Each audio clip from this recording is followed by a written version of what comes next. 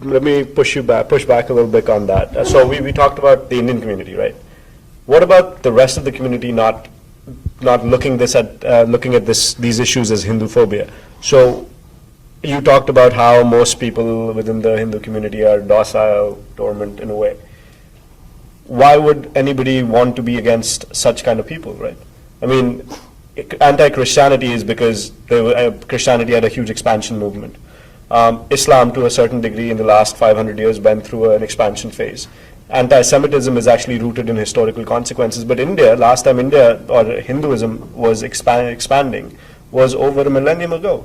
So, is this something that we're trying to come up with, or does it actually exist? Are people looking at people and say, well, this is a Hindu, maybe I don't like that person? Is that you think? Well, if you look at the experience of temples, some of the temples have had to fight a lot to get permission. Obviously, it is because they're Hindu temple. I mean, there was this Chinmay mission in East Windsor, near where I live.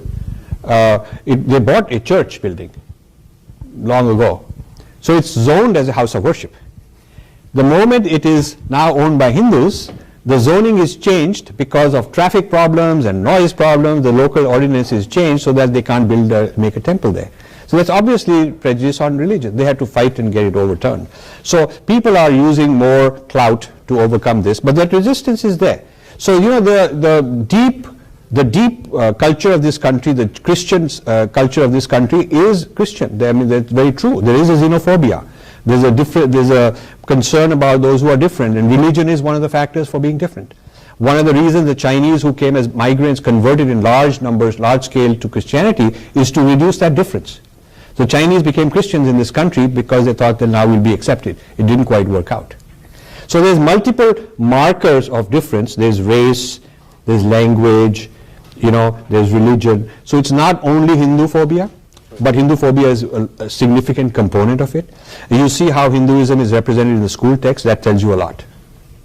And I think there's concerns about these strange gods and goddesses, very concerned, and then these gurus are sort of suspicious people because they claim all these special powers they have.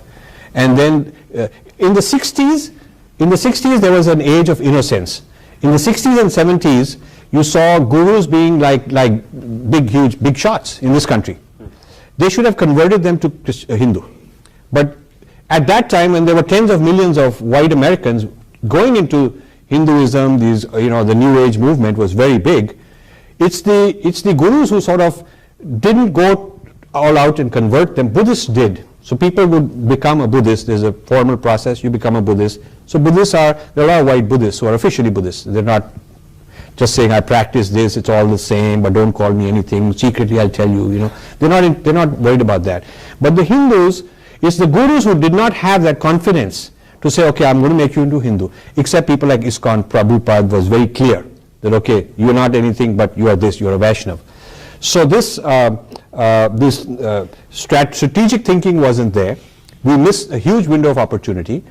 And then this New Age, partly these things got digested into spiritual but not religious, Christian yoga, consciousness studies. It got digested into Western paradigms because the people who had learned these things from Hinduism felt that they could have a bigger market to sell it to the Westerners that this is our own tradition and this came from Jesus Christ. There's no market for that, if you can do that. So the U-turn and digestion is fed by opportunity, entrepreneurs who do that. So part of the problem was that from after the 60s and 70s, a huge amount of what I would call the positive assets got siphoned off, and they're no longer considered part of Hinduism per se. You have to fight and say, okay, if you're going to teach a course on Hinduism, I want yoga, I want all these 5 or 10 things that the Americans are enjoying which come from Hinduism, I want them part of the course. You have to fight for it. It's not automatically done. And then meanwhile, this whole human rights thing in India, this whole Dalit activism, this whole fragmentation, which I write in my book, Breaking India, the Breaking India forces, very, very strong, becoming stronger, vote banks fragmenting the Indian politics, they also started getting support from the academic world, feeding them this kind of scholarship. So the rise of Hindu phobia and the rise of digestion go hand in hand, because one sucks out the positive nutrients and the other hits you with the negatives. So it's a double whammy.